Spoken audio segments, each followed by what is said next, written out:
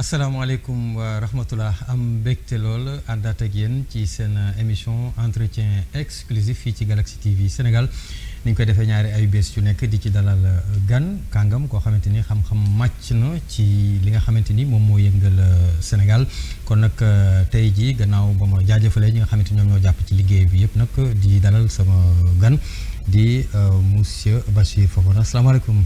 waaleykum salaam Mouhamadou Bachir. maa ngi lay nuyu bu baax. di nuyu bu baax waa Tëngéej yëpp ñu ñuy seetaan di nuyu bu baax waa Galaxy Sénégal am mbégte ñëw fekk la fii comme ni ma la daan fekkee ci yeneen bërëb te am plaisir lool ñëw Tëngéej ndaxte chaque fois que je viens à Tëngéej daf may fàttali ni fii laa jàngee. waaw fii laa jàngee j'ai fait le lycée Ablaye Sadji ci 1995 ba 1998 ci la ñu am sunu baccalauréat dem université. xam nga nag jamono yooyu ñun ñi dëkkoon diggante Thiaroye Poste Thiaroye Table Tivaouane Diacksao Diamaguène Sicap Mbao Fass Mbao Petit Mbao ba Grand Mbao ba Kër Mbay Fall ñun ñëwoon jàng si Tëngéej moo gënoon yomb si ñun ko dem jàngi Dakar te boobu benn national kese la woon amul woon autoroute si jamono boobu noonu da ngay xëy le matin ñii di dem jàngi Dakar ay 5 heures du matin lañ daan génn pour bañ a tardé daan egg à seen école ay 7 heures wala ay 6 heures 30 toog di xaar ñenn ñi sax dañ doon egg di tëdd di nelaw te ñun dañ doon génn 7 heures 7 heures 20 7 heures et demi doo tardé waaw.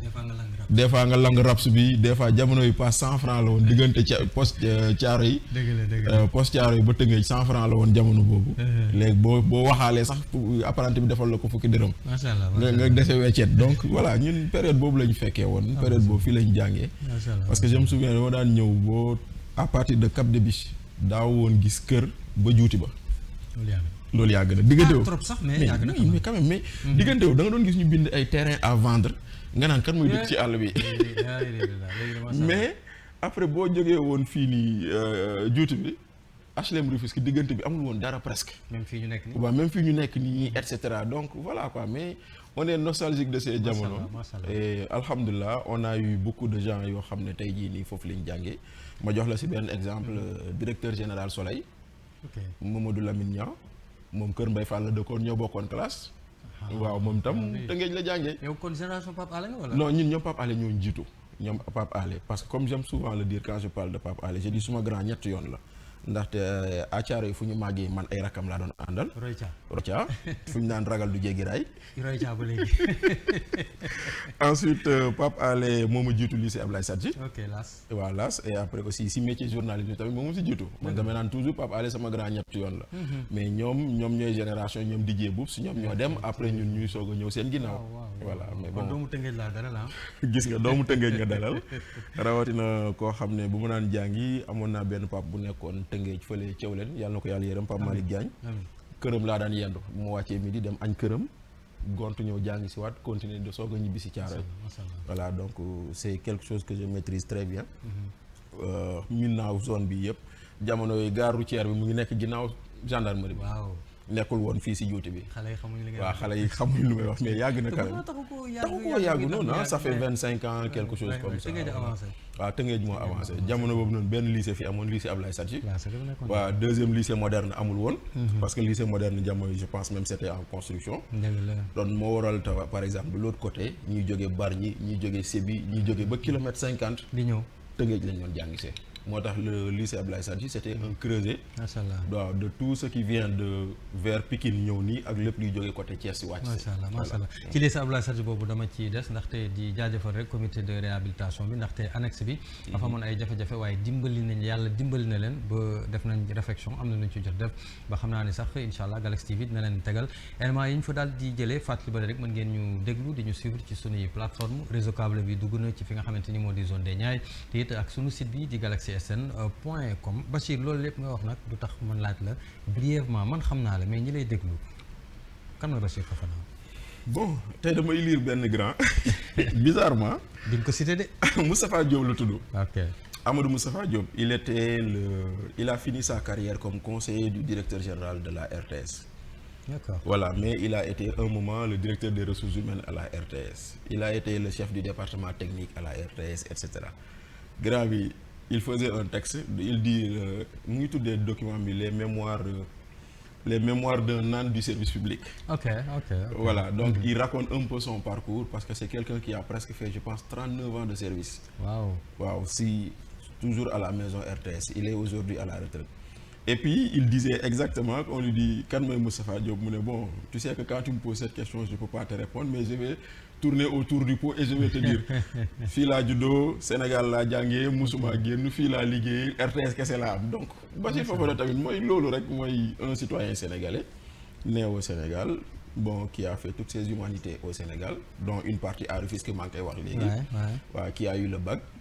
Après mu dem j'ai d'abord fait des études en archivistique et documentation. dama jëkk a jaar EBAD. Waaw, dama jëkk a jaar EBAD. yow ak Georges wala yaa fa jiitu Georges? Voilà, Georges ñoo bokk même promotion. kon je salue au passage suma benn cousin bu fa nekkoon ak Georges Bilal Sougou war nga ko xam. Waaw, maintenant il travaille aux Nations Unies. Bilal Sougou. c'est mon cousin. Si Bilal Bil waaw. Pecos. Bil xam naa ko Pecos wax nga dëgg. Voilà, parce que en fait Bilal ak Georges ñoo ma jiitu d'une année. Ok. Mais après ñu ñoo jeexalandoo suñu formation. Super. Voilà, Bilal Sougou am na beneen boy bu dëkk Tëngéej fii te nekk aujourd'hui à l'Union européenne, Moussa Gassama. ok. Voilà, moom tam Tëngéej fii la dëkkoon, mais bon ñun comme il y avait deux Gassama suñu classe bi, kii ñu naan ko Gass Prytanée, kii ñu naan ko Gass Touba. Voilà, donc j'ai fait d'abord l'EBAD ci jamono boobu. Après je suis allé faire des études en journalisme et communication. Donc j'ai commencé à travailler dans ba ñu génnee pare suñu diplôme en communication. Donc on nous avait demandé de nous orienter vers les médias parce que on avait suñu benn directeur yàlla moom na ko sax Papa Mademba Ndaw parce que après nekkoon na fi directeur des PME ci su jamono yi Macky Sall. daf ñu doon naan les métiers de la communication ne sont pas très développés au Sénégal et que ici Sénégal quand les gens cherchent un conseil en communication on se tourne vers les journalistes. Donc jamono boobu il nous dit si vous voulez élargir vos perspectives professionnelles fexe leen ngeen dugg ci rédaction yi. Donc man à la base j'étais juste venu pour faire un stage dans des rédactions ma dugg def 3 mois de stage. Info 7. Oui, Info 7, groupe comme 7, exactement. Voilà, donc ñun jamono bu ñu fay nekk Aliou Sall était journaliste. Très bien, il fut mon rédacteur en chef à Jamono FM. Voilà, Aliou Sall mi rakku président Macky Sall était journaliste. Jamono yi ñuy nekk foofu noonu Yakham Mbaye bi nekkoon directeur Soleil était journaliste. Ak ñeneen ay Assane Diagne bi nekk après tey Reporters sans frontières. Il était au groupe comme 7 ak ñeneen Pape Sadio Thiam bi ngay gis nii jaar na foofu noonu. Et Moustapha aussi hein. Oui, de Walf. Effectivement, non, Moustapha de Walf. Et ma xool il y a bon ñu bëri tey jii ñu nekk même au groupe Futur Média. Les Daouda Mine. les Ablaye Diallo Daouda su xam nga Daouda fii la jàngee. Ablaye Sadji la jàngee. Sadji moom aussi. waaw parce que moom maa ngi fàttali ko ay jamono moom bi ñëw suñu caravane yi. boobu presse bariwul. ñu daan génn. boori Bargny non Bargny Guèye lañ fa daan jëlee Mohamed Guèye. suñu oto bi. exactement après bu ñu demee boori Pout je pense. ou Sébi. exactement ñu jël Daouda. exactement wax nga dëgg. Voilà Daouda et cetera donc voilà ñoom ñëpp c'était la grande école. La grande école du groupe comme 7 ñun fa la ñu jaar ba ñu ñëwee après on a commencé à gravir les échelons de reporter à grand reporter après à chef de desk. Waaw ramper c'est normal parce que mais Fall loolu la rédaction laaj. Ramper boo ñëwee fekk dugg ci rédaction da ngay jàng ñun ba ñuy soog a ñëw doon ay stagiaires dañu ñëw ñu ñuy ataayeloo. dëgg la voilà nga ñëw ñu ne la booy kaay décrypter ma sama interview fekk nit ki dem defi interview ba pare ñëw jox la ko. dem toog nga nekk toute la journée décrypter wala dictaphone yu ndaw noonu voilà ñun jamono yooyu noonu am na lu ñu doon tuddee beefsteak boo ko waxee booy xamuñu ko waaw beefsteak bi yàpp bi quoi. effectivement bu ñuy bindee la. Voilà, c'est-à-dire que en fait les résidus des rouleaux journaux. Merci. yi nga xam ne moom la ñuy imprimer journal bi dañ ko doon coupati en format A4. léegi nag ñun bu ñu daan dem reportage. ñun si loolu lañ doon jël suñuy notes. ba pare ci la nga def brève ñun rajo. ci voilà brève exactement moom la ñuy wax beefsteak. papier beefsteak. waaw jamono yi ay benn moo doon am ay dictaphone ci rédaction. benn. c'est vrai. waaw mu dem ba ci biir après ñu amoon dictaphone yu mag yi après ñu am mini dictaphone yu ndaw yi. MD bi. On n'est pas en train de raconter notre vie mais bon. non on raconte pas notre vie c'est jaar-jaar bi la quoi. Voilà après ñu dem ba si biir après quelques-uns ont commencé am téléphone yu mën a enregistrer et cetera. ba tey jii nii finalement tout le monde peut faire tout avec son téléphone. Mais il fut un temps ñun boo doon dem couverture sax da nga daan ànd ak photographe. ñun ñi nga xam ne ci presse écrite lañ nekkoon. da ngay ànd ak photographe boo ànd ak photographe doo dem. je me rappelle toujours cette tourne autour de Rufisque. Ablaye Wade defe naa en 2007 daf doon ñëw inaugurer quelque chose à la Sococim. En 2007 j'étais pas là. voilà muy ñëw pour inaugurer quelque chose à la Sococim waa Sococim di organiser déplacement journalistes yi ñu jël benn bus teg ko devant la RTS ñu ne dañuy ñëw pour affaire bi def ko bon comme jamono yi nous on était avec nos photographes. ma ànd ak sama photographe. ñëw ba ci buntu kii bi foofu noonu waa ji ne ma ñun de on a des problèmes. On ne peut pas vous prendre tous les deux. ma ne ko nag sëñ bi mu ne ma ne ko nous on travaille en binôme où il va. et je vais où il ne va pas. Après on va laisser. et je n'y vais pas ma dem ñibbi. Aussi simple que ça. voilà bon après étant donné que comme nous étions en ce moment-là le journal le plus important parce que le populaire jamono yooyu dafa amoon doole. le gars a accepté pour nous au pop ce qu'il a refusé pour tout le monde. léegi am na si benn photographe bu tudd Max Mbaye loolu la may tooñee ba tey mu ne ma c'est le seul journaliste que j'ai vu défendre un photographe bu doon ñeneen ni dañ naan noo garaawul demal ma gérer parce que je leur ai dit ñooy ànd wala duñu ànd. donc c'est pour dire que on est passé par là on a rampé on a fait des choses. Après on a commencé à gravir les échelons ñu ñëw ba 2010. 2010 waaw 2010 suma benn ancien bu nekkoon populaire Mamadou Wane te après mu nekkoon directeur publication l'Obs. mu taxawal enquête léegi ba muy taxawal enquête nag il m'a appelé il m'a dit j'ai besoin de toi donc j'ai quitté le pop pour démarrer le premier numéro de enquête boobu nga gis tey jii nii. mooy dem ba nii tey jii ña ñu fa yoroon. waaw ñi ñu fa yoroon comme des journalistes ñu nekkoon sous nos responsabilités kenn si moom moo fay directeur de publication. dafa rampé moom aussi. moom tam dafa rampé bi c'est une femme c'est la seule femme directrice de publication. dans son nom. Bigué Bopp. Bigué maintenant. voilà Bigué maintenant voilà donc Bigué fekk moom tam mu jóge woon Grand Place Walf Grand Place ñëw nekk foofu noonu mu bind culture ak yooyu. dem ba si nekk chef de desk culture nekk rédacteur en chef ba tey mooy directeur de publication. parce que enquête boobu lu ñuy wax loolu 2010 la nous sommes en 2025 ça fait 15 ans. Donc tu vois, ça fait 15 ans. Donc en 15 ans, tu peux quand même dignement être un quotidien quand même. Un quotidien, et je l'encourage. Donc c'est dire que on a été à enquête aussi, on a été jusqu'à rédacteur en chef.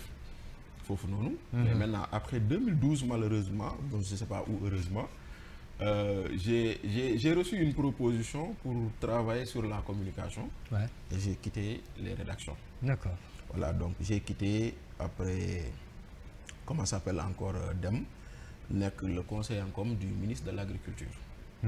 Parce que bon lui également pour la petite histoire c'est quelqu'un qui me connaissait pas dañ ko nommé ministre de l'Agriculture après bon les gens voulaient faire le profil des gens qui pouvaient l'accompagner et il paraît que sur une short list bon sama tour génn ci quoi. kon ñoom dañu def appel d'offre daal mooy. Bon c'est pas appel d'offre il m'a appelé pour me dire que j'ai fait une short list danañ ma 3 noms mais sa tour bokk na ci. Mais tu es plus compatible avec moi pour plusieurs raisons benn nous sommes de la même génération ñaar ñoo bokk fu ñu jógee moi je suis de Kolda te nee nañ ma tuye de Vélingara. Voilà donc bon voilà moi je préfère travailler ak ñoo xam ne ñoo ak yooyu noonu pour faire la promotion des cadres de ma localité. Super. Donc c'est comme ça qu'il m'a proposé d'être son conseiller en communication j'ai accepté. Donc j'ai travaillé avec lui à l'agriculture j'ai travaillé avec lui au plan au ministère du plan. Après, un autre ministre a fait appel à moi. Il s'appelle Mansour Eliman Kane. Donc, il était ministre des Transports. Il a fait appel à moi. Et je dis souvent que ce qui fait un peu la fierté du pouvoir sortant, bokk naa si ñu si liggéey. mooy le TER, le BRT, Ila Touba. Parce que loolu ñun ñoo ko sumboon. TER bii nii bokk nañ si ñi nga xam ne au départ dañ ko sumboon. liggéey si ak d'autres projets de transport. ak yeneen. Après, j'ai fait là-bas un temps. Après, j'ai quitté complètement les cabinets ministériels parce que j'avais estimé que liggéey si pendant 3 ans c'est usant. Nga changé. Donc, m'a changé et je suis allé dans une agence. L'agence de développement municipal. ADM. Donc ADM aussi liggéey naa fa 4 ans à la 5e année je suis parti. Tu es parti. Voilà. En partant, je voulais explorer le métier de consultant parce que je me disais que bon il fallait faire quelque chose dans ce sens. J'ai commencé à travailler pour mon propre compte à développer des choses entre 2018 et 2019 mais malheureusement j'ai été rattrapé. Quand je dis rattrapé moo di ni j'ai une amie qui a vu une annonce dans un truc, il me dit ça colle à ton profil, est-ce que tu pourrais postuler? J'ai pas ma xawoon ko soofal daal. waaw. Mais après mu insister ma ne bon ok par acquis de conscience dinaa ko kii et d'ailleurs sax le jour où je devais déposer j'ai déjeuné avec un ami Souleymane Ly bon ñu kii ma ne ko à la fin du déjeuner ma ne ko booy ñu jaar mu ne ma qu'est-ce qu'il y a ma ne ko man daal dama ñëw sànni fii sama benn dossier quoi parce que voilà quoi. Vous avez utilisé le mot sànni. oui nii sànni naa fi sama dossier ma ne ko ah oui mu ne ma non mu ne ma ah yàlla baax na ma ne ko bon voilà ma sànni sama dossier dem sama yoon. fàtte ko ba un jour je reçois un appel quelqu'un bonjour monsieur c'est moi de l'AME et cetera waaw dañ fi déposé woon ab dossier ma ne ko oui mu ne ma vous êtes convoqué pour un entretien. ma ne ko quel jour mu jox ma jour bi ma ne ko jour boobu arrangé wu ma mu ne ma non monsieur c'est pour un entretien d'embauche ma ne ko sëñ bi mu ne ah ma ne ko jour boobu arrangé wu ma j'ai déjà un rendez-vous et que je ne peux pas déplacer donc ou bien vous me proposez un autre jour ou bien ma jàpp ni du sama wërsëg. ok mu ne ma non je vous reviens. Il me revient il me dit oui bon j'en ai discuté avec le comité de recrutement ils ont proposé tel jour est-ce que boobu bu arrangé ma ne leen amul problème. ok donc ce jour-là je suis venu j'ai fait mon entretien et quand je faisais mon entretien ñëw jury bi toog ñëw poser question wax et puis je suis parti. ok bon je pense une semaine après on m'a fait un mail officiel pour me dire après sélection vous avez été proposé pour le poste de directeur de la communication et tout bon maintenant nous vous demandons d'amener tel etc. et de venir passer signer votre contrat pour que ça puisse être enregistré à l'inspection du travail. Okay. C'est comme ça que j'ai atterri à l'AEMA. Donc voilà c'était et j'ai démarré le 1er avril 2019. 2019 ouais. Voilà 1er avril 2019 laa démarré donc nekk fa jusqu'au 3 août. 3 août 2024. Ah merci beaucoup. Voilà. Qu'est-ce qui s'est passé le 3 août? Bon il s'est rien passé. ah si ah. non si Bachir le 3 août 2024. nekk na bés boo xamante ni Sénégalais yëpp dañ koy bàyyi xel. non Mamadou il s'est rien passé. ah si Bachir. Il s'est passé simplement que bon voilà mon employeur a mis fin à la collaboration que j'avais ak ñoom. Comme ça. Voilà sur des bases et des conditions que ma jàpp ni ce ne sont pas du tout des conditions les plus idoines et les plus adéquates et les plus conformes à la législation du travail. Maintenant nag bon je comme je dis c'est quelque chose boo xam ne je l'ai laissé derrière moi parce que voilà. Mais il faut que nos téléspectateurs aussi. Non c'est simple bon voilà pour faire simple. Pour faire résumé pour faire court voilà dañoo am. Directrice bu bees boo xam ne bii nii suñ collègue la woon. waay collègue la woon parce que moo nekkoon directrice de la planification man ma nekk directeur de la communication. On a beaucoup travaillé on a même voyagé ensemble à l'intérieur de ce pays comme à l'extérieur sur des missions qu'on a fait ensemble. Bon musuñu am xaar ma yàlla. musuñu am werante ci kàddu mais bon voilà quand il est arrivé. Elle est venue avec peut-être de nouvelles idées ou peut-être que dañ ko sol ay idées je ne sais pas mais lu mu ci mënti doon elle a posé des actes. Directrice boo xam ne ci nguuru Diomaye la ah. oui pour ñu leeral oui donc moo tax may la xaw ma ndax elle avait ses idées ou dañ ko sol ay idées yooyu mais lu mu ci mënti doon elle est venue bon un bon matin elle me sert une demande d'explication sur des courriers en retard. moom moo la ko jox directement. non mais la demande d'explication ça passe par le secrétaire nga signé et tout. ok voilà donc on te fait. non fi may waxee ne joxuloo ko directement mooy que ni ak li ngeen seq yéen ñaar mais affaire bi def tout le tour pour ñëw si yow. oui parce que damay toog son secrétaire m'appelle vous avez un courrier du DG parce que xam nga comme ñun bon on nous impute des courriers. D'habitude secrétaire bi moo ñuy imputé nga ñëw décharger à travers sa secrétaire et tout mais bii mu ñu indi ma lire muy demande d'explication j'ai dit ok j'ai vu. Donc si période boobu mu tombé woon ñu doon disons nekk sur un programme d'urgence. Ah oui. waaw pour accompagner les nouvelles autorités sur l'efficacité énergétique. ñu nekkoon di ci liggéey proposer benn programme d'urgence ñu ñëw am ay réunion am ay mbir yu bari yu ñu doon liggéey.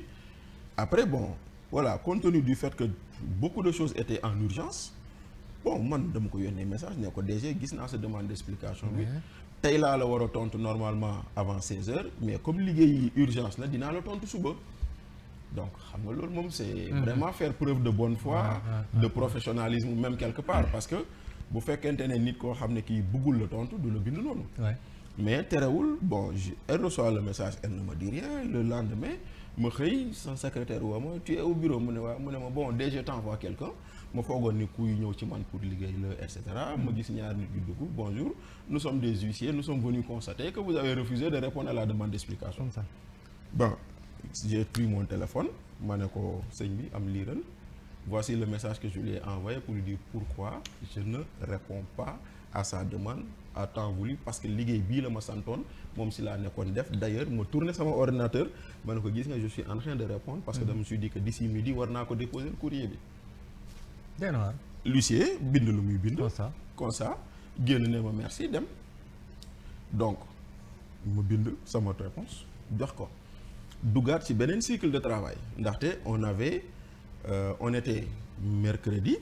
On avait un séminaire lundi avec le système éducatif parce que fu ñu doon liggéey. toujours ci même kër gi quoi. ci même kër gi parce que boo programme boo xam ne dañ ko yàgg déroulé parce que dañ doon naan sénégalais yi boo bëggee ñu yaxanal énergie ñu def ko quelque chose de fixe de durable da ngay fexe nga implémenter ko ci xale yi ñu màggaale ko donc on avait un programme d'introduction de l'efficacité énergétique dans le programme scolaire. D'accord. ñu ko doon dawal ñu di si def ay ateliers ay séminaires ay rencontres et cetera avec le ministère de l'éducation à travers l'inspection d'académie de Dakar et l'IEF de Dakar Plateau donc on avait séminaire lundi donc ñu dugg ci cycle préparation séminaire boobu bind discours DG bi parce que sama liggéey la. bind discours DG bi préparer manuel de présentation yi def leneen donc mercredi boobu noonu ma jot huissier bi. Jeudi vendredi ci laa nekk lundi séminaire bi démarré DG bi ñëw ouvrir ko sur le discours que moi j'ai écrit pour moom. ok xam naa li nga voilà donc séminaire bi moom kii bi jeex ouverture bi jeex mu bàyyi ma présider ñetti fanu séminaire yi maa toog di ko diriger. te boobu fekk na jot nga lele ba noppi.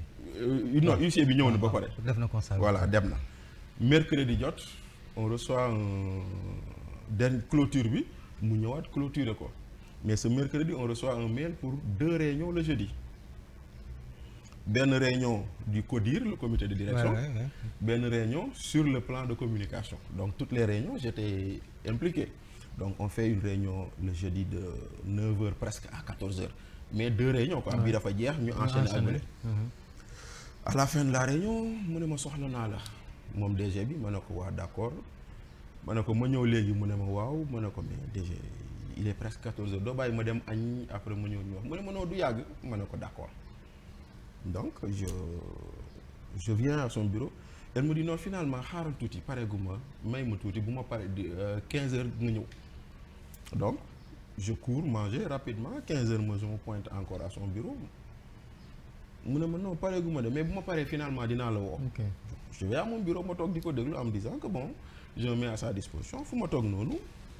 Son assistant, tu es là, mu ne ma waaw mu ne ma bon DG t'envoie quelqu'un je dis ok et je revois l'huissier qui arrive encore voilà bonjour monsieur je suis venu vous signifier votre lettre de licenciement nii donc en disant insubordination et dans l'insubordination jox nañ la demande d'explication tontu woo courrier bi dafa tardé leneen ak leneen je dis ok ma toog comme ça comme noonu la ko defee ma toog dajale samay bagages comme je disais souvent à mes collègues parce que bon moi j'avais une direction sous ma direction 6 personnes dama leen doon naan xam leen ni du jour au lendemain ça peut finir de 3 façons soit ngeen xëy ñu ne Bachir dee na wala ñu ne xëy ñu ne Bachir démissionné na wala ñu ne xëy na Bachir dàq nañ ko ñett yi mooy jeexal collaboration ci bërëbu liggéeykaay te ñett yooyu yëpp bu si nekk mën na ñëw bu si nekk je m'y attends donc man moo tax ça ne m'a pas du tout truc bon ma daj j'ai ramassé mes affaires j'ai mis le lendemain vendredi je suis venu dire au revoir à mes collègues mu jeex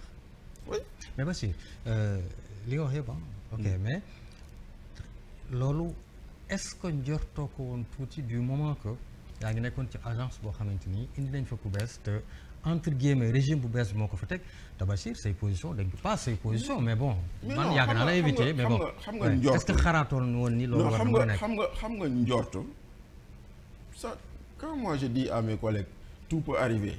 kon xam naa ni ça peut arriver mais lan la bàyyiwul woon xel que ça pourrait arriver ak koo xam ne pratiquement je ne dirais pas que c'est un ami mais au moins on a de bons rapports et que moom sax bu fekkonte ne sax elle avait été un peu plus intelligente man mënoon naa ko yombal yëf yi. D'accord. parce que ngeen waxtaan nga démissionné. non mais évidemment. waaw. c'est-à-dire que mënoon naa ko yombalal yëf yi quand il me dit mais écoute je fais l'objet de pression on me dit que ta présence ici c'est devenu gênant je lui dis je m'en vais. mënoon naa ko ne laisse-moi partir comme ça au moins doo fi nekk di ñaaw parce que tey jii kon laaj bi sax du am tey. du am tey. kon laaj bi du am tey. kon je serais parti de moi-même en disant que je veux explorer d'autres perspectives professionnelles ma xam lu ma xam ke ñaar xam bu ñett xam. ok donc quelque part bon voilà ça a manqué de tact maintenant aujourd'hui comme ça a manqué de tact bon voilà quand tu estimes que tes droits sont lésés tu vas au tribunal. Voilà man quand l'affaire a été truc je suis allé mon avocat m'a dit prends la lettre j'ai pris la lettre j'ai déchargé ma ñëw indil ma say documents on est au tribunal du travail. Donc aujourd'hui l'affaire suit son cours et puis voilà. Donc depuis le mois d'août jusqu'à présent nous avons eu 4 renvois de l'affaire mais j'aime pas trop en parler parce que comme je dis moi je suis foncièrement républicain je respecte la justice de mon pays si la justice dit que man maa tooñ damay nangu si la justice dit que dañ ma tooñ nañu nangu. Maintenant ci diggante boobu soxlawul publicité moo tax tu es vraiment spécial. moo tax que je te dis tout ça mais au fond je ne voulais même pas rentrer dans tout ça. Voilà yow léegi nag bon maintenant je pense que c'est même ce mois-ci defe naa mardi prochain. Inch'Allah on a encore audience. Et voilà l'affaire suit son cours. Merci ci éclaircissement yooyu Bassirou Fofana tey moo di sunu gan ci entretien exclusif ñu demoon ci actualité carrément. lundi bi ñu génn. le président Diomaye. son excellence. dem na Diamniadio am na lu mu fa teniroon lu am solo waaye li ci nit ñi gën a mën a jàpp daal Bachir bu ñu koy tënk mooy que ni juróom-ñeenti weer yi daal dafa mel ni Sénégalais yi doon jooy naan affaire yi dafa dëgër affaire yi du leer affaire yi dafa mel ni président le liyaar na ko. waaw discours bi noo koy jàng du ma ne sax discours mais parti boobu nga xam ne moom la Sénégalais yëpp gën a bàyyi xel mu ni nos finances sont am na terme bu mu utilisé. crise la wax xaw ma je crois de. donc parlant de finance pendant 9 mois. je crois que crise la wax de. période bu ñuy xalaat suñu pétrole di xalaat suñu gaz di wax ni am na 1000 milliards yu fi nekk ak yu waaw vraiment non président day nee na day ñun day. nos marges de manœuvre budgétaires n'existent quasiment plus. waaw xam nga nag. vous y attendiez? Bon man je m'y attendais. c'est vrai si déclaration boobu non je m'y attendais c'est la suite. Du discours du premier ministre. Voilà parce que bu ngeen seetloo premier ministre am na benn bis mu ne bu ñu waxee lu fi nekk di ngeen Sénégalais yi dinañ dar seen loxo seen gémmiñ mu toog nous avons trouvé un état en ruine. ñu jóge ko foofu ñu teg def conférence de presse ñu dajale ministres yi ñu ne on a falsifié nos chiffres. am na fi. waaw kon nag tey bu ñu toogee président wax lii c'est une suite logique c'est-à-dire que nous sommes dans la même linéarité. amul lu changé mais maintenant comme je dis souvent le président avoue son impuissance ou déjà son échec xam nga des fois. mais quand même impuissance c'est trop fort xam nga des fois sama gars yi dañoo xaw a mbong. dañoo xaw a mbong. mbong bi moo di ni xëy na quoi. waaw non bon je ne dirais pas fourbe ils sont anticipatifs noonu laa koy tuddee. D'accord. Donc comme xëy na xam nañ ni. bëri na lu ñu diggee loolu xam ne duñ ko mën a def dañ koy utal lay dès à présent. loolu gis quoi. Voilà parce que tey jii nii on a élu quelqu'un pour solutionner nos maux MAUX n'est-ce pas? On les a élus parce que des gens ont estimé que ñi fi nekkoon ils ont mal géré. Et ils ont bâti leur campagne autour de cette malgestion de ñu fi nekkoon.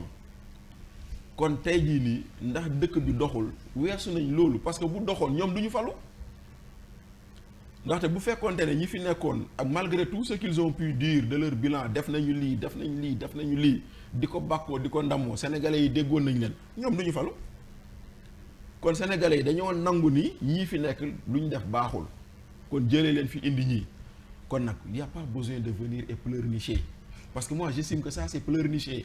Et un président n'a pas à pleurnicher. Un président à venir pour dire je fais des mesures lii laa si jublu fii laa jëm lii laa si soxla. muy benn. waaw même beneen bi allez-y.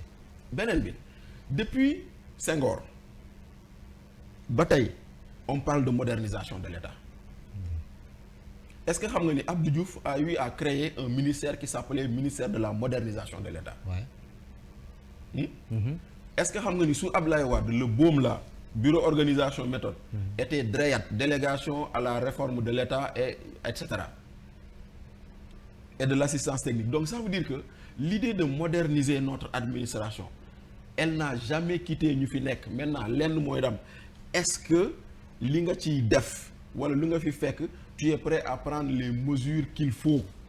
D'accord. bul fàtte ni fii Diamniadio gii ci jamono yi Macky Sall Mohamed Boun Abdallah Dionne ñëw na fi ñu waxu réforme de l'administration sous Viviane Bambassy ministre. jour boobu noonu ba ñuy xas nit ñi naan leen da ngeen a tardé administration performante bu joxee heure boobu dafa war a commencer fii la ñu fekk. Maintenant après qu'a-t-on fait des conclusions bul fàtte ni ici Macky Sall bu mu egsee on nous a amené nu mu tuddati une étude sur le système de rémunération des fonctionnaires. mais Fall loolu yëpp fii la fekk lu may wax ni yëpp xam nga ko. et inventé wu ma dara mais kon nag après il s'agit pas de s'asseoir de faire des conclaves de faire des séminaires de faire des ateliers de faire des symposiums ou des forats et cetera non il s'agit de dire lii laa bëgg defal leen ma ko kon foofu lay waxee naan un président ne pleurniche pas day ñëw fekk na fi situation bi da nga koy saafara nga jàll ci leneen parce que tey jii nii day xaw a wane aveu d'impuissance et on ne veut pas ça. Nous voudrons d'un président qui prend des mesures et qui les applique. Maintenant administration mooy adapté wu si lu président bëgg. Effectivement. Kon administration bu boo ko nee par exemple direction bii damaa bëgg ñu supprimer ko ils prennent les dispositions maintenant en respectant les droits des travailleurs bien sûr boo nee agence bi dafa war a dem et ainsi de suite donc bu fekkente ne y a des redondances. Moi, je ne comprends pas, Mamadou. Je ne comprends pas que tu dises qu'il y a des redondances. Et nga ñëw fekk redondance yooyu nga namee fa ay nit. Ouais, agence plus de. Tu dis qu'il y a des redondances dans les agences. Il l'a dit. Ouais. Mais dans ces agences donc qui sont redondants là, il a nommé des gens. Il continue de nommer. Il continue de les nommer. Maanaam il continue de les payer. Kon bu boobaa da nga naan est-ce que réellement dañuy wax pour se chercher des excuses ou est-ce que dañoo war a trouver des solutions à ce problème donc benn ngi noonu yow tu trouves que il y a trop d'agences dans un secteur. Ouais. Mais ne nomme pas des DG. Les conseillers n'en parlons pas. Les conseillers n'en parlons pas. Voilà maintenant leneen ak leneen kon nag mu ngi noonu si tu trouves que on n'a pas de marge de manœuvre mais wàññil sa fonds politique yi wàññil fonds politique premier ministre. Non fonds politique amu fa de. bañ a am non amul loolu dafa xaraam ñoom duñ ko laal. waaw déet ñoom dañ kaa déet fonds politique mbaam xuux la woon tuubal nañ ko def ko xar di ko jëfandikoo parce que ñoo bindoon ni dañ koy supprimer après avoir dit que fonds politique dafa xaraam ñoo ko bindoon ñoo ko waxoon mais tey jii nii si budget 2024 Diomaye toog na nee na fekk ma fi dara est-ce que Diomaye wax na Sénégalais yi ni moom yokkoon na ses fonds politiques de 4 milliards sur le budget 2024 les fonds politiques de la présidence dañ ko yokk de 4 milliards. Effectivement. Voilà donc si 2024 bi si 2025 bii nii delluwaat na au niveau bu mu nekkoon ba ko fi Macky Sall di bàyyi. On joue avec on dirait. Voilà. Comme si on maintenant aujourd'hui tu vas nous dire que dëkk bi amul xaalis mais wooteel waxtaan ngeen ne nit ñi on est dans une situation compliquée que nous devons traverser donc il va falloir serrer la ceinture kon lii ak lii ak lii ak lii ak lii nii lay demee la ko nit ñi muñ mais les Sénégalais ils sont pas bêtes. mais sànq dafa am loo junju. donc mu mel ni dafa am ci lu ñu bëgg a dem te état bugg ko génne. dafa mel ni ndax démb ci déclaration bi parce que moo doon sa premier point. mel ni am na fu ñu bëgg a dem parce que am na ay spéculation yu dem ñaan wéy lii dina yokkuwaat lii dina lii dem nañ fii te déjà mbir yi dafa doy waar. waaw xam nga nag ñun on a des. parce que même ajustement structurel sax loolu waxoon nañ ko fii il y a quelques mois ci ginnaaw. donc dafay mel ni ñooñu lañ doon wax ñu koy déggandem ñi ngi tàmbali dafa mel ni ñi ngi tàmbali di am dëgg. ci wax yi nga xamante ni waxu mbedd loolu. xam nga ñoom dañoo ne woon dëkk bi dafa jaxase tey jii nii dañoo waxoon ni subvention yi baaxul. dëgg la dañoo ne woon dañu war a xoolaat subvention yi maintenant yooyu yëpp boo ko jëlee nga indi ko da ngay gis ni les subventions ça nous coûte cher effectivement ndaxte man encore une fois secteur énergie laa doon liggéey. Et j'ai toujours dit moi je suis contre la subvention sur le prix de l'électricité. Et lu ba ma koy wax yow mos nañ ci waxtaan man ak yow ma ne la. je préfère ñu fexe ba ki amul courant am courant moo gën. Bachir Fofana ak Mamadou Fall bi nga xam ne dañoo bëgg a taal seen clim. ñu leen di subventionner pour ñu taal clim. C'est vrai, ouais, donc moi j'ai toujours défendu ça et je continue de le défendre. Je continue à dire au président de la République wàññil subvention yi sur l'électricité ku ko bëgg jënd nag pare pour fay ko maintenant nag nga fexe ba loo wàññi ci subvention bi nga fexe kii nekk Mbadakhoune Kulikoro Maka Kulibanta wala Saraya wala feneen te amul courant nga fexe kooku am courant man pour man loolu mooy équité maintenant nag tey jii nii effectivement les denrées coûtent cher nee naa man yàgg naa di wax naan subventionner les prix des denrées c'est pas la solution c'est faire en sorte que les gens aient un pouvoir d'achat parce que bàyyilaat moo doon wax naan lu mu mënti jar yàlla nañu yàlla may ñu jënd ko ba dese weccet kon loolay pouvoir d'achat moo tax des fois njàngale mag ñi boo ko toppee soxlawul ngay xool benn théoricien économique bind nañ lépp wax nañ lépp gëstu ko rek nga gis ko mu jeex kon mu ngi noonu kon pour dire que quelque part on va vers des situations très compliquées mais on nous prépare à ça petit à petit moo tax may la quelque part bëri na lu ñu digoon loo xam ne duñ ko mën a def pour se justifier on va se réfugier derrière une situation complexe boo xam ne bi dañuy ne loolu lañ nekk di laqarti ba kii kon nag foofu la mbir sànq mbong voilà moo tax may la dañoo mbong boobu noonu loolu yee ci a compris am na solo ba tey rek mu di seen entretien exclusif di ci dalal monsieur Bachir Fofana beneen mbir boo xamante ni nag Sénégalais yu bari yi lay topp dañ naan xanaa moom da ci xam lu nit ñi xamul kër ga nga ni ñaareel ba xaw ma awa ba ci la dugg Bachir loolu xanaa da nga cee xam lu kenn xamul waaw mais Mamadou waaw Mamadou bàyyil kër gi dégg nga ko ba de yaa fi indi kër gi ba pare ba noppi keroog ba nga koy wax sa première émission Ndoumbelane la bu ma juumalee boobu ba léegi dégg gu ma ku la démentir waaw loolu day sant yàlla dégg gu ma ko laa wax de maa ngi koy topp nag man xam nga nag loolu lay wax toujours naan journaliste le seul baromètre pour lui mooy nga wax ba pare kenn newul li nga wax du dëgg kenn newul li nga wax du dëgg xam nga mbirum kër gi ñaari yëf la kër gi waaw mbirum kër gi ñaari yëf la dafa am weccoo transaction bu am ci benn kër boo xam ne état moo ko moom te loolu histoire bi c'est simple ñii dëkk Yoff ñoo dem seeti Macky Sall ne ko ñun amuñu lycée suñu biir dëkk suñuy doom Wakaam ak Ngor la ñuy jàngee wala Parcelles la ñuy jàngi jee dañoo bëgg ñun waa Yoff ñu am suñu lycée Macky Sall ne waa impôt ak waa domaine xoolal leen ma ci périmètre Yoff boobu noonu terrain bu mën a tabax lycée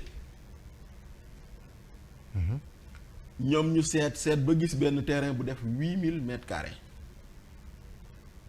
ñu ñëw ñu ne terrain bii day mën na def lycée waaye terrain bi daa am borom te nag loolu tamit état nangu na ko ndaxte yéen Tëngéej fii terre bi jaar am na ay kër yu ñu fa yëkkati yoo xam ne donte le titre foncier la dañ leen dédommager yóbbu leen kon état bu soxlaa day jël te bu jëlee da lay dàmp ñëppay ñàkk bu soxla waaw bu état soxlaa ñëppay ñàkk donc état ñëw ne borom terrain boobu noonu lii dañ ko soxla lycée lañ fi bëgg borom terrain boobu tamit ne état fay ma te yoon may na ko loolu mais moom au lieu mu ne ko fay ma xaalis mu ne ko nañ weccoo nañ échange léegi boo jëlee sama terrain jox ma kër gi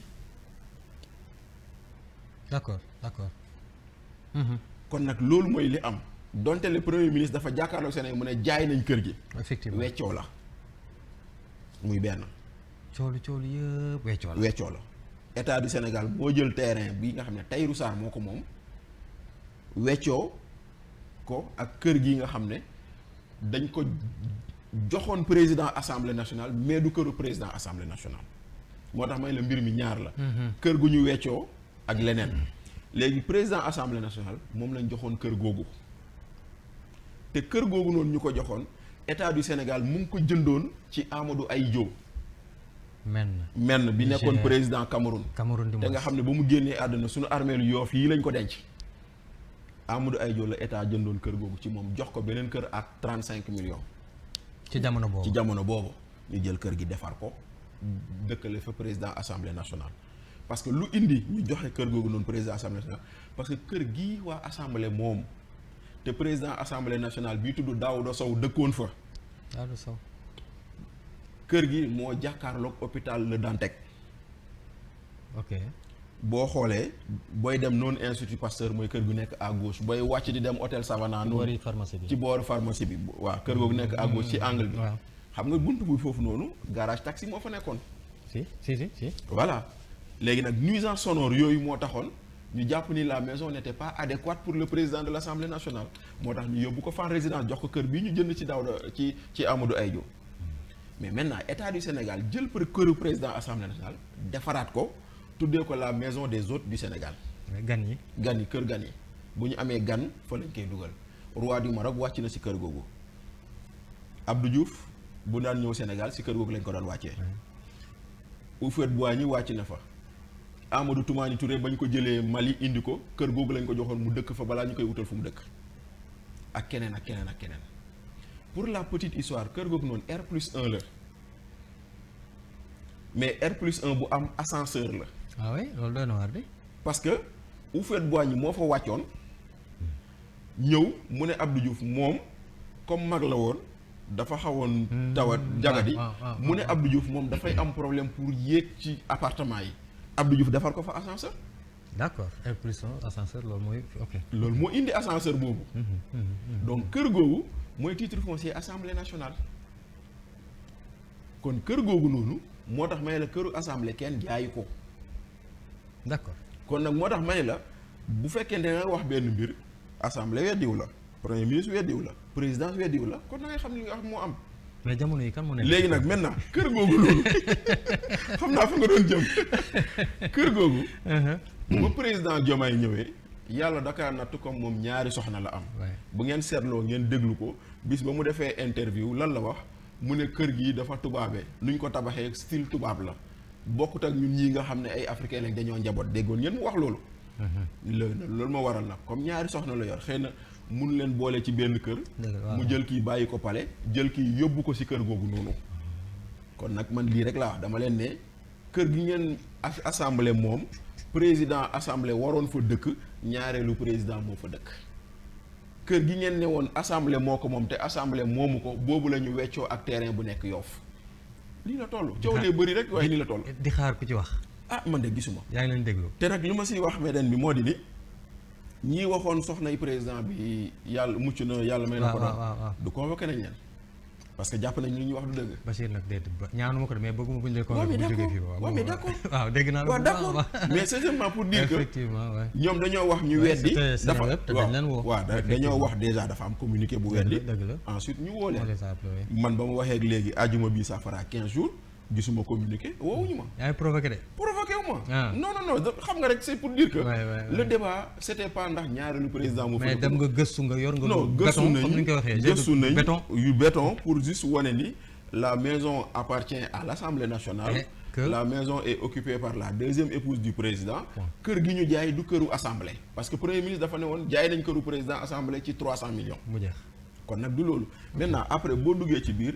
est-ce que transaction bi war nañ ko def yooyu c'est un autre débat parce que lu nekk rek c'est des choix et des options ndaxte am na koo xam ne il va dire je privilégie l'éducation des enfants donc mu utal leen fu ñu nekk am na koo ne non waruñu ko def et cetera mais lu mu ci mënti doon bi ñu weccoo bokkul ak bii assemblée moom loolu rek nga siy comprendre maintenant bii assemblée moom am na keneen ku koy jëfandikoo jeex na. li nga wax leer na leer na yaa wax léegi ba wax convocation ak ñoom seen.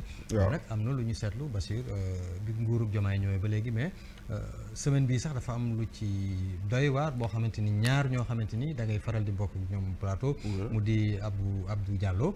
ak ki nga xamante ni moo di Omar Sow. waaw ñoom ñaar ñëpp ñu déglu am na sax keneen ku ci bokk Ardo mais ñaar ñi nga xamante ni. li ngay faral di bokk ak ñoom plateau. surtout bu ma jëlee kaaw Omar Sow nga xamante ni. vendredi ca la tax ñu woo ko ci lu ñu jot defe naa yow ci sa bopp nee nga ko bàyyil wax yi ngay wax artu nga ko en quelque sorte. waaw xam nga man je me veux constant damay bëgg lu ma ne baaxul ma continuer di sax naan baaxul man je ne suis pas dans une constance à géométrie variable mënumaa d'accord mënumaa bañ démb ku am un discours ethnique. ma koy ñaawlu tey ma gis kuy am un discours ethnique ma ciy noppi kon la ma newoon démb baaxul munoo ma fexe ba ma baaxal ko tey. ok donc principe boobu laa demee. même Abdou Diallo aussi. je crois, oui ouais. bon mais Abdou Diallo sax. man je me dis que moom lu mu wax garaawul mais lu Omar Sow wax moo gën a et puis garaaw. Omar ñu baalu mais daf ko defoon way nag. waaw parce que Omar en réalité aussi. Ouais. am na lu mu wax keroog boobu ci plateau bi. Jarul même répéter si sax, ouais. lu mu wax tam on le constate. mu ne est-ce que parce que loolu tamit xam nga mooy lu may wax rek gis nga quand on voit une dérive quand tu la sanctionnes pas keneen ku ko def. Ouais. il va chercher à se justifier par rapport à cette dérive là xam nga Fadilou Keita bu toogee jàkkaarloog sénégalais yi. Ouais. naan ñu boo demee ci prison yi ñi sant joolaa yi ñoo fa ëpp. rafetul ci wax rafetul ci dégg et personne n'a condamné te gisoo procureur jóg convoqué ko ci loolu xam nga loolu c'est un discours de stigmatisation boo xam ne warul am ci penc mi. moo tax mu naan leen gis ngeen ma Fadilou wax na lii man ma wax li lu tax ngeen may ŋàññi te moom ba mu waxee li ŋàññi leen ko. quand Ousmane Sonko toog wax ni ci coowal 94 milliards yi bañ ko woowee commission d'enquête parlementaire mu ne la Casamance n'acceptera pas qu'on emprisonne un de ses fils. nit ñi ne day politique. coowal Adji Sarr jóg mu ne samay mbokk waa Casamance maa ngi leen di woo ci xeex bi waxul xeex bi maa ngi leen di woo fa la yemoon nit ñi ñu ne day politique. ba mu toogee fii moo waxal boppam keroog boobu Dakar Arena ba ma toogee ba xam ni politique moo fi des damaa dellu ci samay mbokk. nit ñi woo di kenn déggul. mu toog def plainte à la CPI contre l'État du Sénégal te lan la bind ci plainte bi Macky Sall et le Sénégal n'aiment pas font de la discrimination en direction de la Casamance et des Casamançais mu am fa ñaar yoo fa mën a jàng la Casamance et les Casamançais Sénégal kon day mel ni dañu Casamance ak Sénégal bokkul alors que benn la war a doon. benn la mu dem ku def plainte boobu noonu. nga jógee ko foofu mu toog Sénégalais yëpp di ko gis mu ne Macky Sall bëggul waa Casamance bëggul Casamance yi bañ nañ ko ba ci manifestation yi bu ñu jàppee ni dañ lay laaj noo sant nga toog dégg Pape Sané Walfadjri toog di ko wax naan policiers yi ñu ñuy jàpp ñëpp c'est en fonction de leur nom de famille nga dégg loolu. kon mu mel ni loolu moom mooy fit Oumar Sow. fa laa jëm nga dégg nii tamit nu mu tuddati Sonko def na fi live ne. Macky Sall day utiliser la communauté manjaak pour ñu dal ci joolaa yi xam nga yi ñuy wax ni yëpp rien n'a été inventé tout ça c'est des faits sur les fangs la nga xam ne c'est des propos ethnicistes des dérapages verbaux qui auraient pu appeler de la part de l'opinion benn mise en garde wala benn avertissement mais personne n'a fait donc aujourd'hui même si on condamne les propos de Omar Sow da ngay gis ni Omar Sow boo ko ba muy wax keroog boobu ci émission bi dañ ne kii wax na lii kii wax na lii. effectivement voilà mu ngi noonu maintenant quant à Abou Diallo maa ngi koy nuyu au passage di ko ñaanal jàmm. moom dafa ne combat bi politique la coowal Farba Ngom politique la. nañ ci ñëw sax kon nag ñoom combat bi comme politique la nag gaa ñi def ndëgam Ousmane Sonko moo ne waa Casamance kaay leen jàpp ci xeex bi. kon Farba na woo waa Fouta. encore une fois ça revient toujours mais est-ce que aussi c'est son rôle lui en tant que chroniqueur. voilà c'est ça aussi parce que fi mu ne nii télé nag yaa ma gën a xam li ci nekk nag. xam nga nag man je préfère des gens qui aient un discours plus conciliant que des gens qui aient un discours plus séparatiste. Merci beaucoup. man c'est mon point de vue. man du ma dugg ci yooyu voilà boo nekkee ci médium des fois la portée de ce que tu dis tu t'en rends même pas compte. parce que mën nga wax loo xam ne jàpp nga ni amul benn. très bien te fekk na ni toj na dëkk bi waaw tas na réew te yëgoo ko. voilà donc quelque part. loolu noonu yëpp tax na nag bon c'est des situations yoo xam ne c'est regrettable. Maintenant j'espère que bon voilà maintenant c'est juste pour l'exemple que lañ koy wax maintenant nag du tere nag on doit s'interroger aussi pourquoi c'est toujours ceux qui disent des choses qui ne sont pas favorables à ce pouvoir la ñuy woo tamit. mais pourtant am na ku fi wax lu doy waar te ba léegi. kenn woowu ko. oui Azoura dama koy nommer. non Azoura dégg ngeen ko fi dégg ngeen fi docteur Diallo taxaw. dégg ngeen fi imam Bamba Sall mii def apologie du viol parce que loolu tam il faut ñu taxaw si. imam Bamba Sall nee na les filles là qui voulaient manifester nañ leen summi yaram mu leen dugal leen ci prison yi nag ñi nga xam ne géej gi ñoo gis jigéen bu boobaa dinañ wax leneen ça c'est faire l'apologie du viol te teewul te déggoo benn yoon ñu woo ko te pourtant ñooñu sax woo nañ leen te pourtant ñooñu ñu ngi leen woo sur une plainte de Mame Makhtar Gueye mais de Jamra mais celui qui fait l'apologie du viol moo tax ma wax la loolu kay ni leen ñeen ni woon dañuy te defuñu sax waaw woo nañ leen à plus forte li nga wax ni parce que lii c'est grave Imam Bamba Sall boobu moo taxawaat Sénégal ñëpp di ko xool mu ne ku fi bàyyi sénégalais yi dem takk ku dul sénégalais ci aawo takk mauritanien si ñaareel jigéen bu ko wooteel dooméram nga mais alors donc ça veut dire que tout ça ça a été dit si penc mii moo tax quelque part tu vas dire ñii lu ñu wax waxuwul ñii lu ñu wax boo sañoon doo ko dégg te boo leen bu ñu la déggaloon duñ ko wax mais am na keneen ku wax lu gën a rëy loolu te dara fekk ko si parce que simplement moom ci nguur gi la far kumba am ndey kumba amul ndey kumba am ndey kumba am ndey te loolu la ñu bañoon loolu la ñu ba jëlee fi Macky Sall moom la ñu gisaat et c'est ça qui est dommage maintenant boo ko waxee ñu ne da nga leen contre mais moo tax may la man quand je dis que une chose baaxul je ne le dis pas à la tête du client mais je le dis par principe moi quand j'ai vu ici des gens arrêtés parce que nit taxaw na mu ne président day fen ma ne leen moo tooñ président kenn du ko xas kenn du ko saaga. ah c'est une institution. voilà c'est une institution. merci beaucoup ñun ñëpp ko moom ki ko àndal. ki àndal moom ki ko woteel ak ko woteel. non moom kay nekk na président depuis. ndaxte président moo tey jii moo yilif sax suñuy xalifa généraux. merci beaucoup kon jeex na. kon warma lañ ko waral moo tax mënuma d'accord ku koy wax lu ñaaw. ok mënuma d'accord ku si donc c'est pour dire que mooy voilà la situation et malheureusement c'est des choses yoo xam ne quelque part day mel ni ce pouvoir là est très frileux envers la critique et c'est pas bien. sans transition wax nañ fi léegi turu Farba Ngom effectivement ci moom la ñu ñëw ndaxte jamono yi mel na ni tama ëpp koy buuma waaye interrogation bi ci ñu bari def mooy dañ ñu fi waxoon mbiri 1000 milliards gis lu gën a néew 1000 milliards indi ci coow loo xamante ni waral na honorable ñu war ko woo procédure bu jógee ci procureur jaar ci ministre de la justice pour dem assemblée et tout ñu war ko woo pour déglu ko pour simmi malanu kiirlaay gars yi ni ñu bari bopp ni siñ fang la du siñ fang wala sa jàngat par rapport ak situation far ci lu gaaw bon ci lu gaaw da nga naan sunum réew dañoo am ay loi yoo xam ne dafay condamner le blanchiment de capitaux l'escroquerie toutes les infractions connexes à cela donc loolu on n'a pas de problème suñuy loi moo wax tamit ni bu ñu defee rapport tey jii ci Mamadou Fall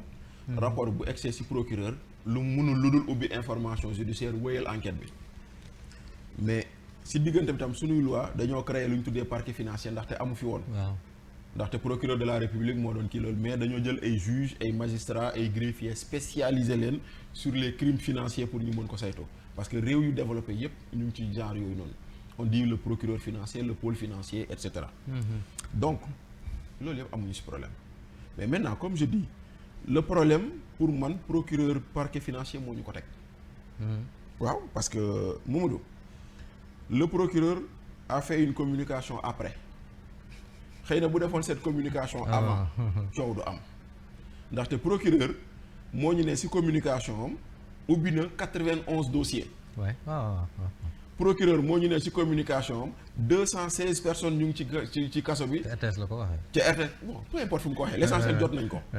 mais li ci am solo mooy après. mais après la mais pourquoi procureur communiquer sur la levée de l'immunité de Farba le dossier Farba ba nit ñi jóg ba pare muy indi lale lu tax moom ña mu jàpp ñëpp communiquer aussi mu communiquer ci bi. te 2 milliards récoltés te 2 milliards te beneen 125 milliards en plus. te beneen te puis les 2 milliards ne sont même pas récoltés. parce que les 2 milliards c'est des saisies xam nga des fois aussi il faut dire aux Sénégalais lu xam nga lan la Bachir Fofana ñu ngi koy toppee xaalis on a saisi ses comptes. comme ni ñu defoon. waaw ci ñëw voilà on a saisi ses comptes ñu ne par exemple kii nii on a saisi ses biens kër gii la et cetera. loolu la ñu évaluer mais bu ñu demee ba àtte ba ñu ne Bachir defoo xaalis bi du dem trésor de. non ah kon nag xam nga doon du xaalis bu ñu saisir maintenant tey jii. xam nga en réalité il faut dire les choses. ndax Sénégalais yi quoi. voilà maintenant aujourd'hui tu poursuis Khadim Ba pour 300 milliards tu ne communiques pas là-dessus tu poursuis Farba le même procureur financier pour 125 milliards tu communiques là-dessus pourquoi nit taxaw mënu ne gis nañ ci compte 1000 milliards ubbi woo ci enquête yow procureur mais tu vas rechercher 125 milliards yoo xam ne gëmmoo ndax di nga ko am alors que kii nee na 1000 milliards yi mu ngi ci compte xam nga kon après man lu may wax dañuy nekk di créer une situation qui nous ramène à une CREI moo tax ma naan attention à ne pas faire du parquet financier une CREI bis parce que CREI wax yu mel nii moo tax nu mu tuddati dayoo bu mu waroon am njeexital bu mu waroon am ci askan bi kenn mënu koo gis parce que mbirum politique rek lañ ci gis. et malheureusement preuve à l'appui ci CREI benn nit lañ ci jàpp. jeex na te procureur Aliou Ndao mii toog tey. bëgguñoo jaay jubal ak jubanti moo taxawoon ne ñu 25 yii laay topp. bind seen tur joxe seen kii et cetera wax lu ngeen di toppee.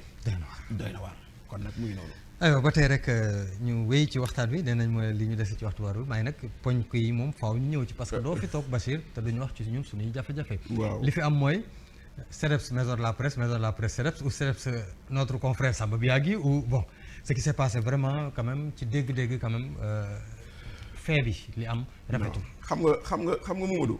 avant de parler du fait. Parlons de la nomination de Biagui. Moi, je suis très à l'aise parce que bañ ko nommé. Je fais partie des rares qui avaient dit yéen journalistes yi da ngeen naa noppi ci lu dul dëgg. Et j'avais pris l'exemple de Bara Ndiaye. xam nga maison de la presse xam nga maison de la presse. Ablaye Wade moo waxtaan ak journalistes yi ba ñu ne war nañ leen ko utal ndaxte Guinée gii rek am nañ maison de la presse. man 2010 dem naa Conakry seen xam nga Conakry xaw ma nag léegi de mais ci jamono boobu.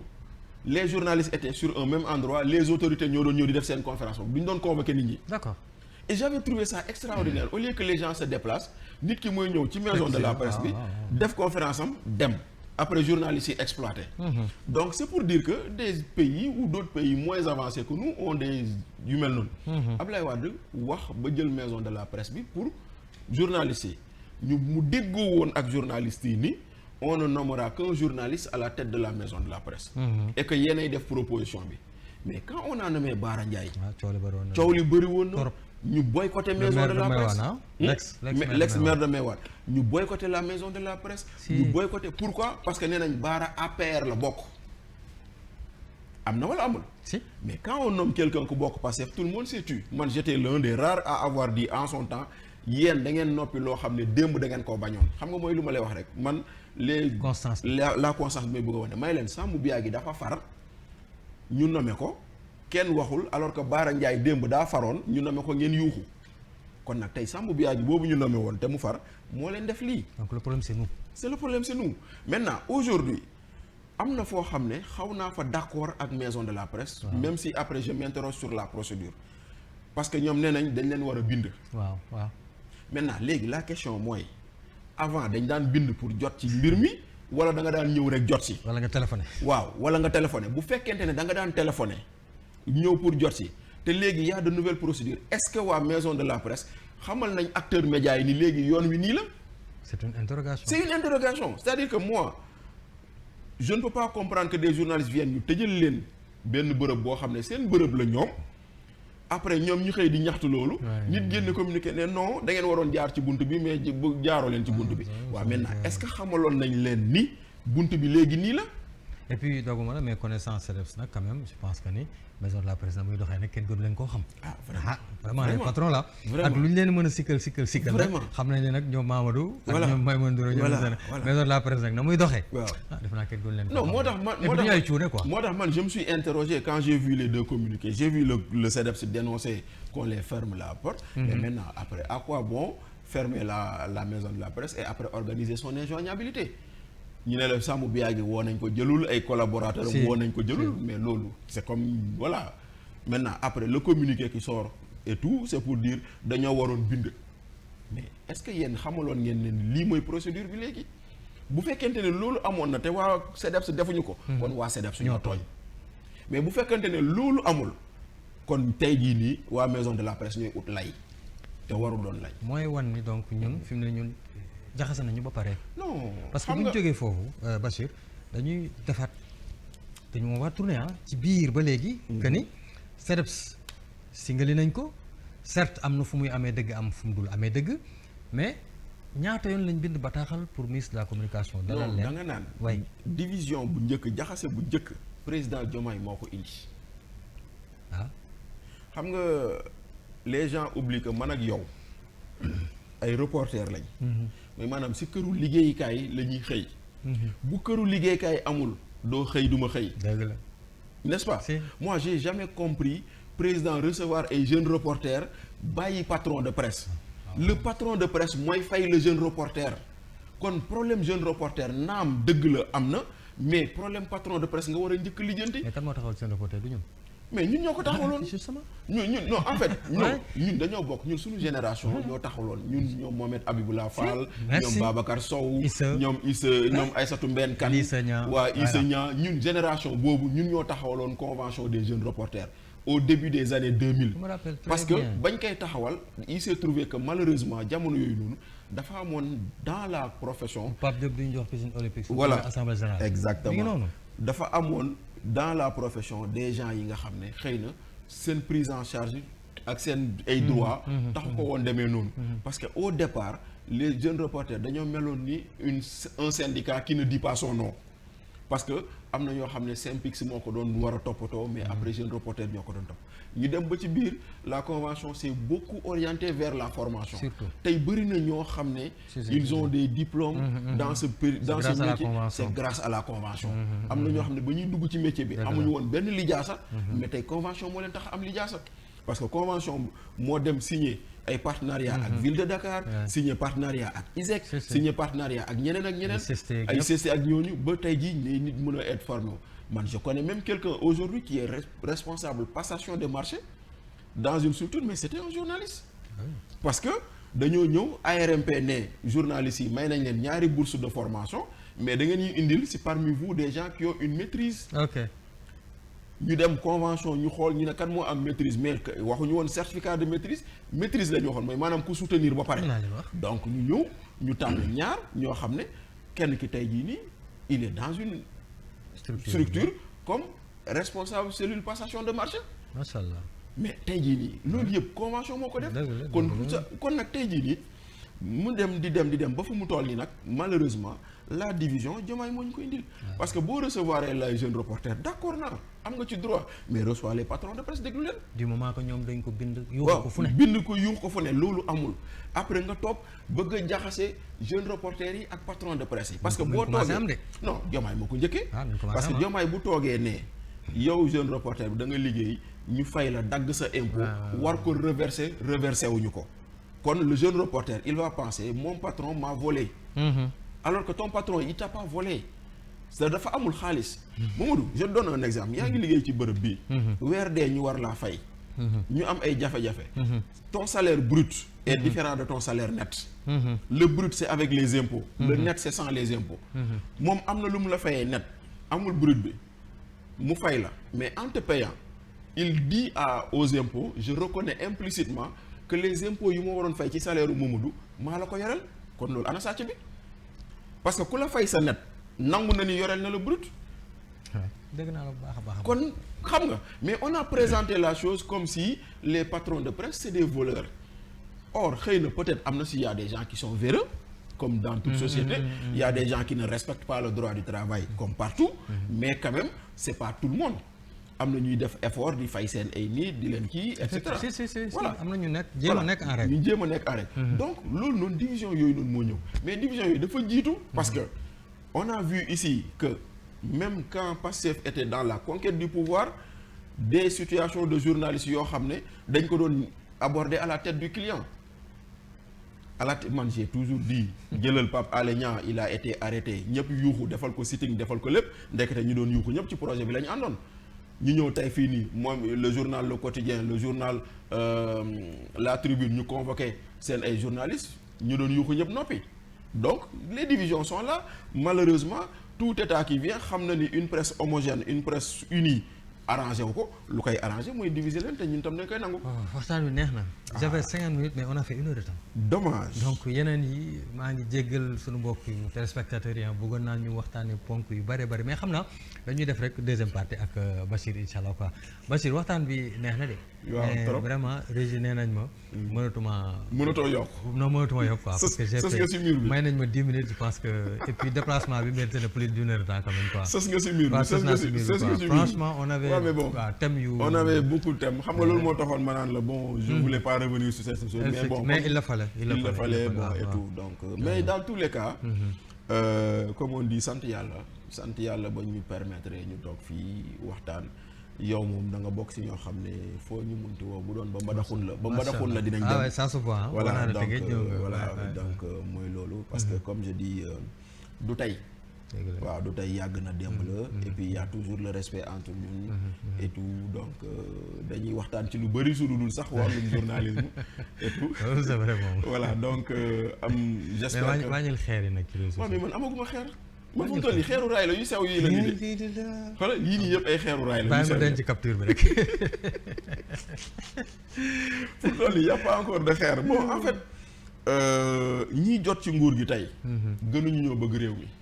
il faut juste ñu comprendre loolu man déjà moo di bon woy xam nga da nga war a jàpp ci projet bi may leen man ma contribution au projet elle est critique. elle restera critique. waaw elle restera critique parce que. am ngeen ñu leen jàppale ba pare parce que tey jii médias yi boo ko seetloo 80% des médias projet bi la ñuy jàppale ña nga xam ne daawuñu woon sax def loolu ñu ngi koy def bu njëkk ba nit bu waxoon dara da ngay indi ku ko tontu mais nit day wax dara léegi journalistes yi ñoo lay tontu parce que loolu yëpp pour défendre le projet fu mu toll nii seen i chroniqueurs seen i kii ñoom ñoo nekk ci médias yi mais nangu leen itam déglu yeneen son de cloche. waaw noonu la tëddee sax de. àdduna noonu la tëddee. yàlla mi ñu sàkk sax ñëpp ànduñu d'accord ni moo ñu sàkk. yonent bi gën ci mbindeef ñëpp am nañu d'accordul ni mooy yonent ba ñeneen naan keneen ak keneen kon nag àdduna ni demee lu yàlla amul yonent bi amu ko suñuy kilifa yu mag yi nekk ci réew mi amuñu ko. lu tax ngeen bëgg ko jox waa Pastef. lu tax ngeen bëgg ñëpp war a ànd ak Pastef loolu mënut a nekk. kon nag àddunaa ngi noonu. maintenant nag képp kuy wax tamit nag ñan lu may ñaan mooy na wax ji am worma. na wax ji am teggin. na wax ji tegu ci xam-xam. man lii rek moo ma soxal. surtout na am worma na am teggin parce que xale dina la dégg mag dina la déglu te ku si nekk ku la si dégg ku nekk rek warta dégg ba pare naan acam. comme puso rek. waaw magay for xale yi for jeex na maintenant nañ ko teg ci xam-xam. looy wax lu ne na nga ko teg ci xam-xam. am na solo voilà lii daal mooy li ñu tàggoo te doon nuyu sa copain Baara kam. waaw Alaaji Baara. Baara nag suma rakk bu baax la. waaw suma rakk bu baax la ndaxte effectivement bokk na si ñoo xam ne saa yu ko jotam mayee ñu ngi waxtaan. dëgg la bu ma ko woowee jotuma ko rek damay xam ne rek daa jàpp. ndaxte dafa yenu lu diis. dëgg la surtout waaw dafa yenu lu diis xam nga li may wax toujours si waa Pastef yenn saa yi rek da ngeen doon ŋàññi ay mbir yoo xam ne da ngeen gis ni ndekete am na njëriñ ndaxte bu ñu demee ba président Diomaye naan plan Diomaye pour la Casamance. kan moo ko porté Puma te pourtant ñoom ñoo ne woon Puma amul njëriñ. dëgg la xam nga kon tey jii nii c'est à travers le Puma qu'on exécute le plan Diomaye pour la Casamance. gis nga donc tey jii nii état du Sénégal dafa jàpp une volonté de désengorger Dakar parce que Dakar dafa xat. on a mis des infrastructures mais doyul kon il faut sortir la ville kon tey jii Baara la ñu dénk programme boobu nga xam ne moo war a tax ñu am ay infrastructures yu tax ñu déplacer le centre économique le centre des affaires. d'un point vers un autre kon lu diis la. comme nag lu diis la nag dañ koy ñaanal yàlla may ko kattan bu mu ko eggalee. ci kanam ci nu mu tuddati ci yéene autorités yi parce que autorités yi ñoo am seen yéene moom mu war a mën a matérialiser yéene boobu. feuille de route lañ lay jox mu explique ko ñu ngi ko ci ñaanal ndam. di ko ci ñaanal jàmm di ko ci ñaanal salaam. di ko wax nag na góorgóorlu na muñ. ndaxte jiit moo métti. di nga jiite ku jiite moom ñëpp ngay jiite. te di nga ci jiite lu baax ak lu bon mais na muñ. maintenant nag on a confiance en lui et en ses capacités parce que xam naa ni c'est quelqu'un de très structuré. c'est quelqu'un de très intelligent. waaw te yàlla na ko yàlla jàppale. amiin amiin Bachir amoon naa mbégte lool di la merci beaucoup di la dalal fii ci plateau Galaxy Actu ci seen entretien exclusif ni ñu koy faral di def daanaka ñaari ay bés nekk fii ci Galaxy di fàttali mën ngeen ñu topp suñuy plateforme ci ak suñu site web di galaxySN.com di jaajëfal njaga bi nga xamante ni moo nekkoon ci suuf émission bi ñu ngi ko doon defee tey ji ci studio Ajaratu Xaarbay voilà Ajaratu Xaarbay dañ ko daal di lañ ko doon defee di leen jox rek dig daje incha allah ci yeneen jotaay xibaar jàmm ak jàmm. jërëjëf Mamadou. merci beaucoup merci à toi.